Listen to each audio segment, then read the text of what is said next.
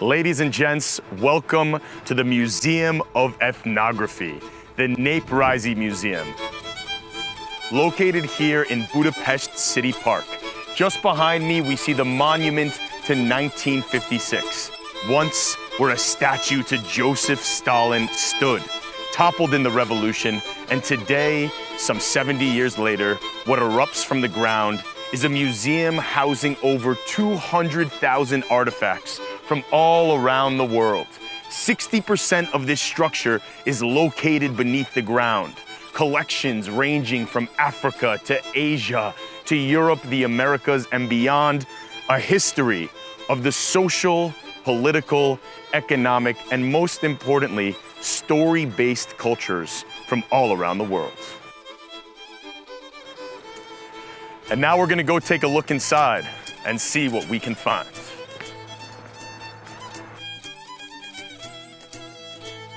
Oh, this is so great. Look at this right here.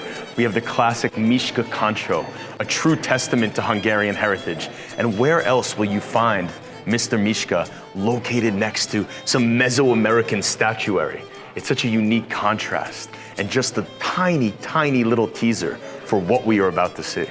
And now we make our way within the start of the permanent exhibition. Simply tremendous. A stele from Mexico. And that's what's so cool about this museum is we can see over here the integration, the story of how this object was transported from Mexico to America and then one day made its way to Hungary.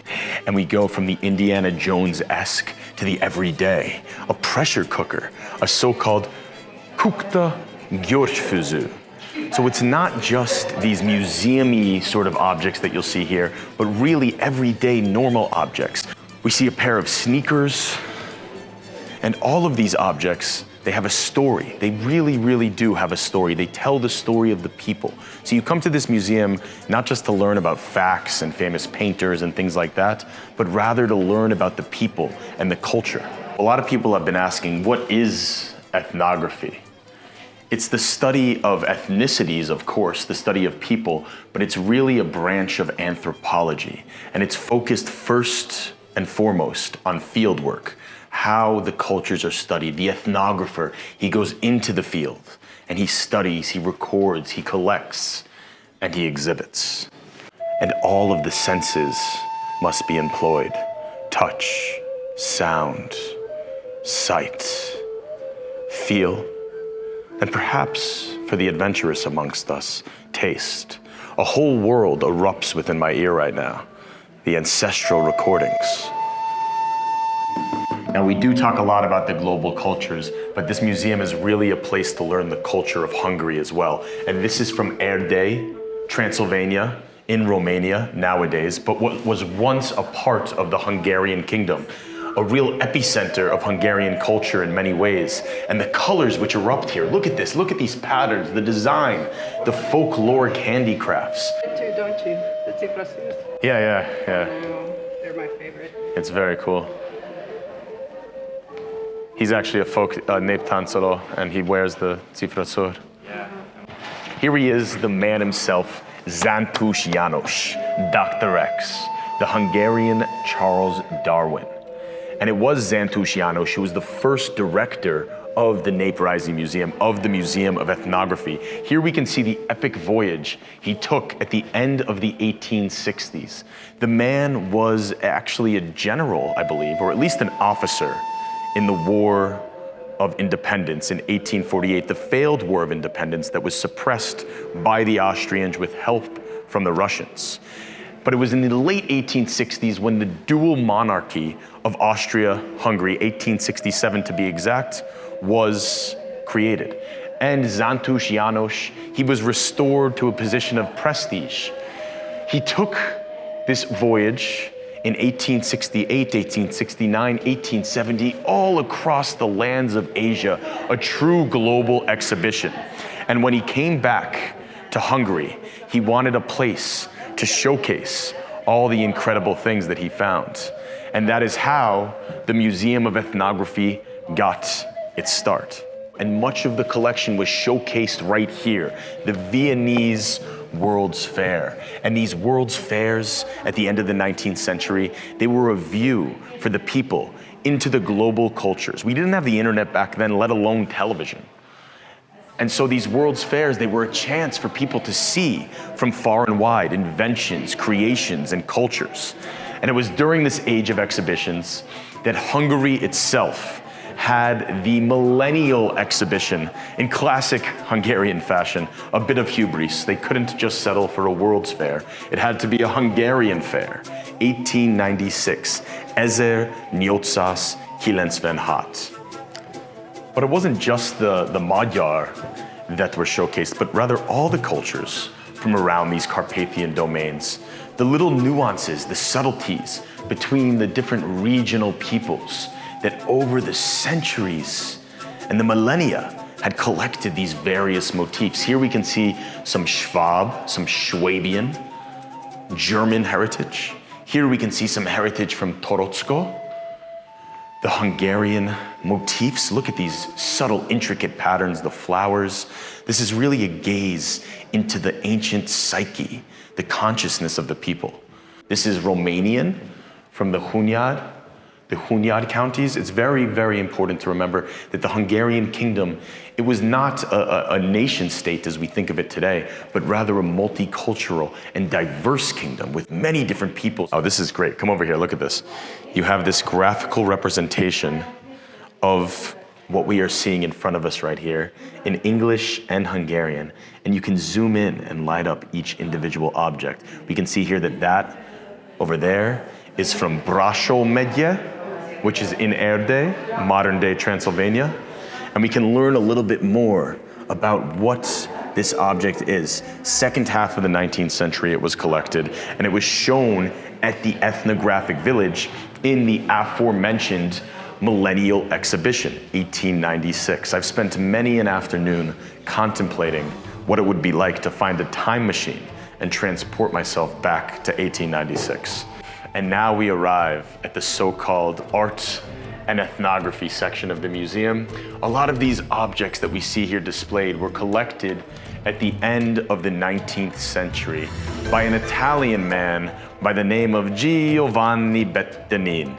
And he worked as a merchant in Singapore, spent 25 years there in fact, and traveled all over the Far East, even further than Janos himself. And what he collected was the exotic, the beautiful, sometimes the martial and the military. Now this is probably one of the more controversial aspects of this museum, but they do not shy away from this fact. How was the colonial gaze turned onto the exotic and the beautiful and the downright exquisite? I mean, look at these masks that come from a time when people were extracting from the tribal societies which they interacted with. And look what we have here, nape. That word in Hungarian, it's sort of wrapped up in the idea of folk. Néprajzi, it means ethnography, but we have népmese, that's a folk tale. We have néptánc, that's a folk dance. And we have népművészet, folk art. And here we can see folk art collected from all around Hungary. This section of the museum is really one of the most Hungarian parts. Now, one of the things that I really love most of all about the Museum of Ethnography is that it's not like an art museum where you see only the finest paintings from all the land, but rather it is a museum of the everyday. And although these pieces of furniture look incredibly ornamental, they would have been seen in the most common of dwellings only a century ago. Look at these old kurt, the horns, and the walking sticks of these very, very everyday people, sometimes even the merest of peasants. And this right here, the citeras, a very signature instrument in the Hungarian culture. And now we arrive at almost the culmination point of the permanent exhibition, the examination of a question that has been percolating within the minds of every Hungarian for time immemorial. Kik vagyunk? Who are we? Honnan jutunk? where on earth did we come from? Where did the ancient Hungarians come from? Of course, the story is known by many. In the 9th century, the ancient Magyar stormed into the Carpathian Basin, a roving group of nomadic horse lords. And they came from around the Pontic steppe land in modern-day Ukraine. But before that, they had been migrating from the east, migrating and moving. And where was their origin point? We see here even from as far as ancient Japan. Ancient Japan, among the Ainu people of Japan. Some explorers have thought perhaps that's where the Hungarians began. But others, such as this dude right here, and look at him standing proudly in the field, Grof Zisienu. He explored in a slightly different direction. If you'll follow me this way, we can see right here the map of the Caucasus. We're talking Georgia, we're talking Armenia, we're talking Azerbaijan.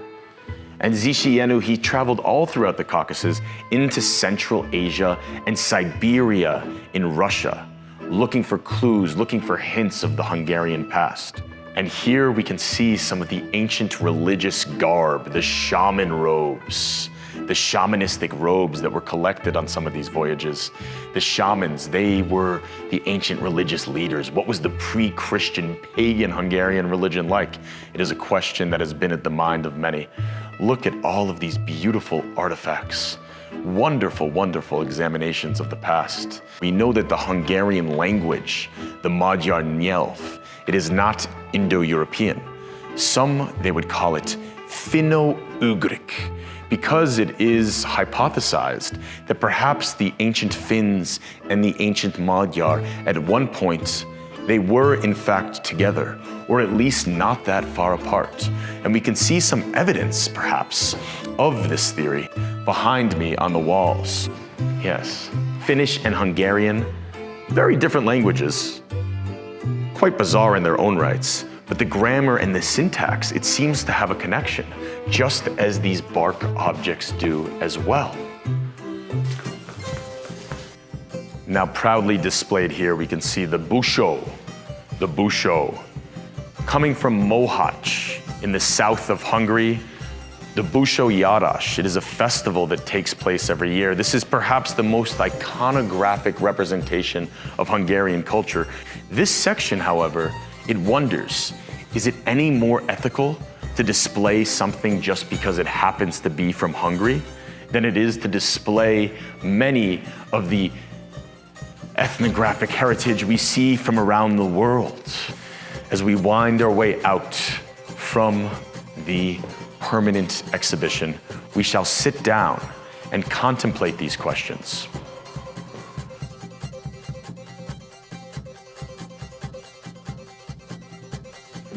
Well, we started our adventure today by the ceramics, and we are ending at the ceramics. This is one of the free areas of the museum, and a great thing to see one more time on the way out. Look at that, 1826, Hód mező vásárhely, and that translates into English as beaver meadow marketplace. Beautiful keramia from all around the Carpathian Basin and beyond. Mr. Mishka, one more time. And just this away, we can see the Meta interactive space with a few more interesting displays to check out before we skadoodle on out of here. 150 years of the Néprajzi Museum. Look at how it's laid out. 1955, just picked the year out of the hat.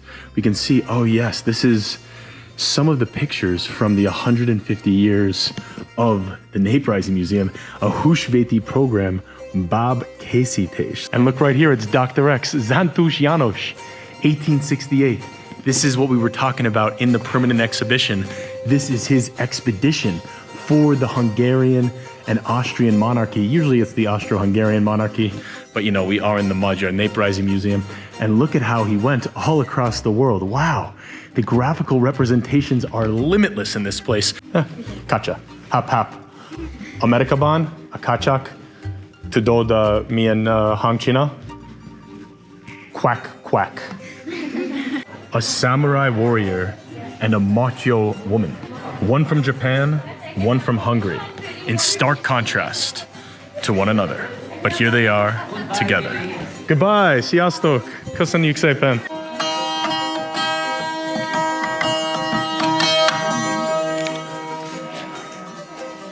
As they say, you exit through the gift shop. And here are some objects that are for sale. Perhaps a Christmas present for my mother. Who knows what we can find. Ahaha. Lehel kurtje. Here it is. Oh, how lovely. Handmade in Hungary, in Harta. So we have a lot of authentic handicrafts you can leave with a little souvenir. And as a reminder to come back once more, one day, a Busho for the road. And what trip to a museum would be complete without a look at some books at the end? What do we have here? Seike Népmesek. Oh, these are folk tales. Oh my goodness gracious. From all around Hungary and the Carpathian Basin. Hungarians and Kipchak Turks in Europe. I have this one actually. And this right here is a book about the Zoom exhibition, which you can catch downstairs. And this has won the Indigo Design Award of 2025. We can see the faces of the people. And that is really the important part about the Museum of Ethnography. It is not just the objects themselves, but the people and the stories and the eyes and the ears and the noses and the minds that are behind these objects.